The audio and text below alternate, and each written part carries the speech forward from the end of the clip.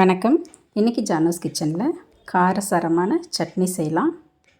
நான் அதுக்காக 10 வரமிளகா, இந்த மிளகா கொஞ்சம் காரமாக இருக்கும், 10 வரமிளகா எடுத்திருக்கேன். அதை தண்ணி ஊற்றி 10 நிமிஷத்துக்கு ஊற வச்சுக்கிறேன்.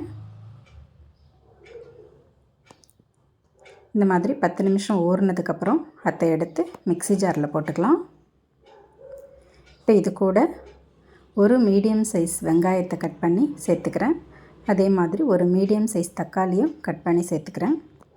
இது கூட பூண்டு ஒரு 5-6 பல் பூண்டு தோலோடு சேர்த்துக்கிறேன். சேர்த்துட்டு இந்த சட்னிக்கு டேஸ்ட்டுக்கு தகுந்த மாதிரி உப்பையும் போட்டுக்கிட்டு இதை நல்லா ஸ்மூத்தாக அரைச்சிக்கலாம். இந்த மாதிரி தண்ணி எதுவும் சேர்க்காமல் அரைக்கணும். இந்த மாதிரி அரைச்சி எடுத்துக்கிட்டு இப்போ இதை தாளிச்சிக்கலாம். ஒரு பேனில் 3 டேபிள் ஸ்பூன் அளவுக்கு நல்லெண்ணெய் சேர்த்துருக்கேன். எண்ணெய் காஞ்சதும் அதில் கடுகு, உளுத்தம்பருப்பு, சீரகம் போட்டிருக்கேன். அதெல்லாம் பொரியட்டும். கொஞ்சம் கருவேப்பிலையும் சேர்த்துக்கிறேன். சேர்த்துட்டு நம்ம அரைச்சி வச்சுருந்த சட்னி எடுத்து அதில் சேர்த்துக்கலாம்.